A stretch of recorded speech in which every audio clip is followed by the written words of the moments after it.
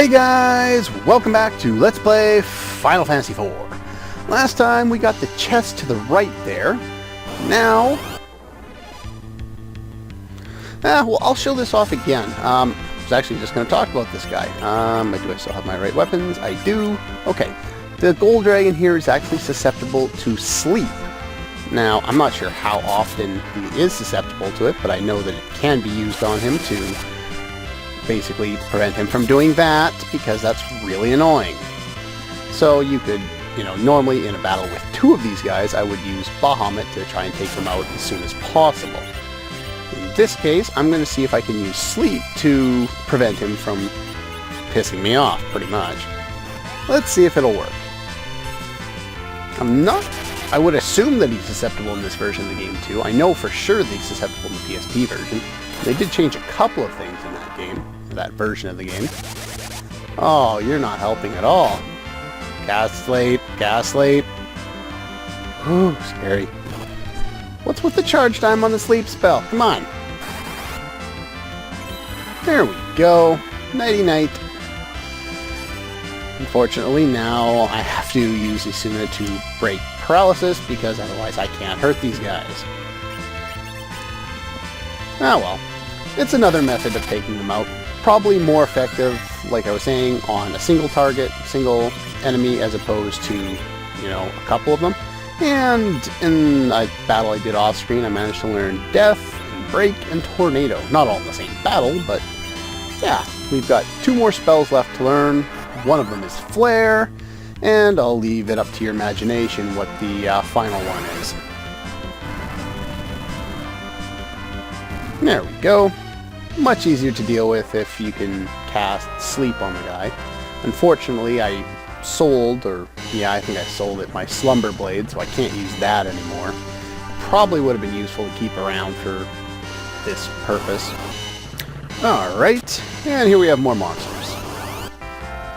And after that horribly botched battle against two red dragons, in which I ran out of MP and had to revive Edge, we get the Crystal Gauntlet. Or Crystal Gloves, however you want to call them. Anyway, Ultimate, and I'm saying Ultimate for this stuff, but there is some better stuff. I'm just not going to get it because it's all rare drops from enemies. Like, there's the way they organize the drop table, I think it's like 1 in 16 drops, and 1 in 32 drops, and 1 in 64 drops. And the really rare stuff, like the Dragon Whip I was talking about last time from Blue Dragons, those are the above ultimate that you can find gear, and those ones are usually 1 in 64 drops and are really hard to come by. Not worth it, and I should probably heal while I'm lathering on. Because, yeah, those two red dragons tore me apart, and it was not fun. Really unfortunate when you forget, oops, I didn't need to heal you, when you forget to use ethers in between. That's why I've kept them throughout most of the game, because I might as well use them here when I'm far away from a save point, and I want to be able to use my MP as opposed to, just sitting around doing nothing, or, trying to salvage it. And status effects really aren't as useful in this area, so I can't really conserve my MP as much as I'd like. Okay, and continue on, we head up here, and we have one more chest to get. Don't think there's monsters in here. Yes, we get the White Robe, which is the ultimate robe in the game for Rosa. Her will stats at 91. Give her the robe here. Eventually, not only does it boost both her physical defense and her magical defense, but it maxes out her will stat. Basically that's from the combined efforts of the Sage Staff and the White Robe. Really helps her out, and as long as she's using that stuff, she should be pretty well maxed or close to max for the rest of the game. Alright, I believe, yes, there's one chest over here with monsters. And that was a battle against a Dark Wizard and a Zombie Soar. And this one contains the Crystal Helm, which again is for Cecil. Whee! A little more defense. Still better than what he had before.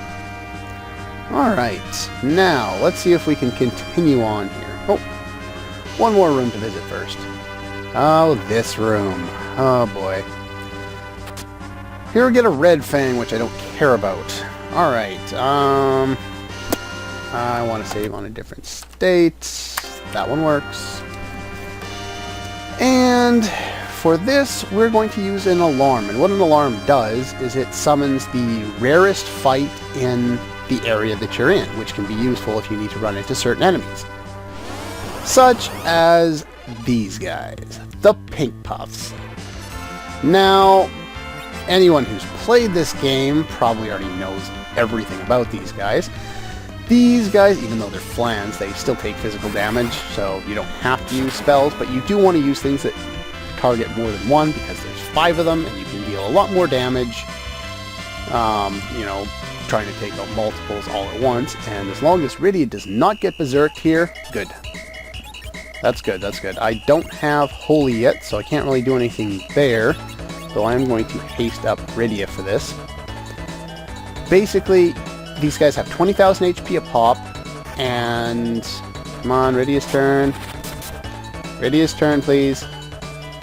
Rydia's turn, please. What's wrong with you, game? Don't tell me you berserked her. Do not berserk her, please. I think she got berserked. I don't know why your turn's not coming up. Somebody stop her? Huh. I think all my people are berserked already. Oh, no. Yeah, she is berserk. And unfortunately, in this version of the game, you can't actually remove berserk from whoever it's targeted on. So we're pretty much hooped for this fight. We're not going to get game over because they can't really do that much damage, but basically, I'm just going to fast forward because it's just going to be them attacking over and over again. What happens in this fight is the Pink Puffs will start off the fight, and then they'll use Berserk on a random character, and it won't announce that it's using Berserk or which character it's using it on. So it's just kind of a random one. Basically, what happens is a random character gets berserked, and that'll happen over and over again. Who knows why they chose to use Chocobo music for this fight? Probably because they're not all that deadly. The reason you want to fight these guys is they have, like I was talking about before with those 1 in 64 drops, their 1 in 64 drop is a piece of adamant, or not a piece of adamant, yeah, a piece of adamant, I think. I think that's what it is. And it's a pink tail. You trade that with the tail collector, the one that we gave the rat tail to and got the mithril, or we got mithril for it, I think, or adamant, yeah, we got the adamant.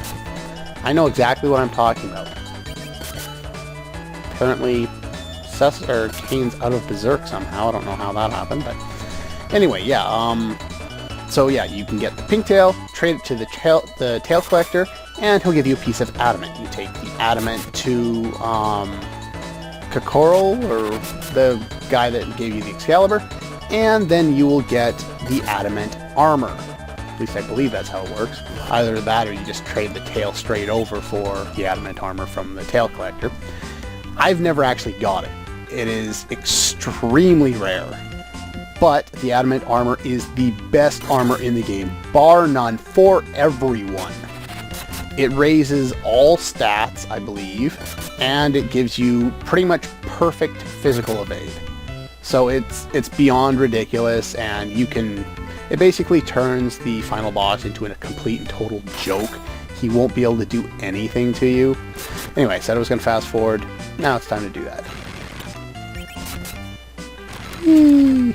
Take out a few of these guys. Maybe use Cure 4.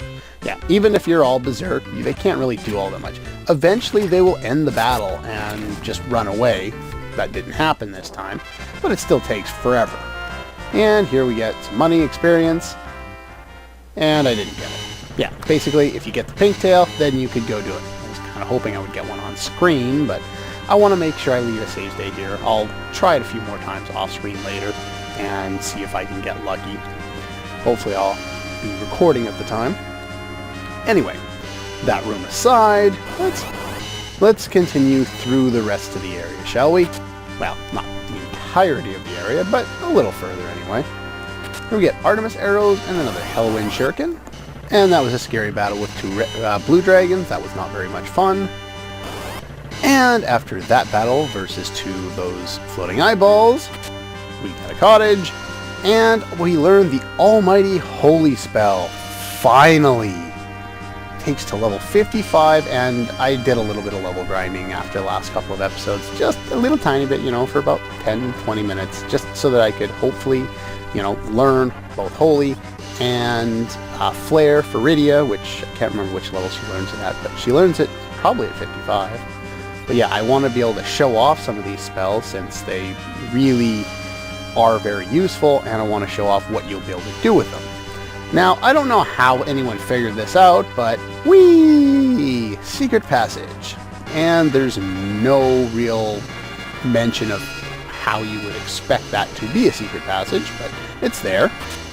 And it leads to, well, not only a golden apple, which I'm going to give to Rydia here. And there we go, a little more HP for you. Perfect. Now, if only I could get you about 6 more of those, that would be very helpful. And there's nothing up there. Nothing like Countdown being on 0 for 3 of your 5 party members when you win the battle. Oh, that's so awesome. Alright, what is with the veterans? The floating eyeballs. 3 battles in a row. I fought 2 of them in each battle. And after that battle with the Behemoth, we get another defense ring. Very nice. And I'm going to pop that one on to Miss Rosa here. That'll increase her defense by quite a bit, and gives the elemental protection that we saw. Alright, let's go through here one more time. Finally got to the save point. Anyway, that's all for this episode. Next time we will move on to fight a very different boss than the ones we've been fighting in all the other chests. Anyway, if you want to find out who we're going to face, friend, foe, evil twin of friend, you'll have to find out when I see you guys next time.